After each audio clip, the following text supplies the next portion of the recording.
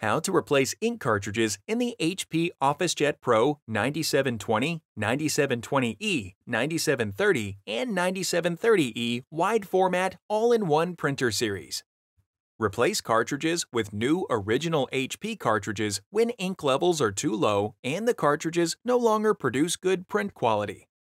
Open the cartridge access door and then wait until the carriage is idle and silent. Press the front of the old cartridge to release it and then remove it from the slot. Set the cartridge aside for recycling. For more information about recycling your used HP cartridges, visit hp.com/recycle.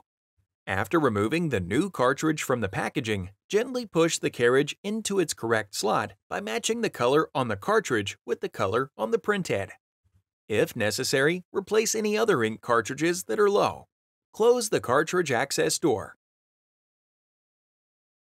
Find more helpful videos on our HP Support YouTube channel.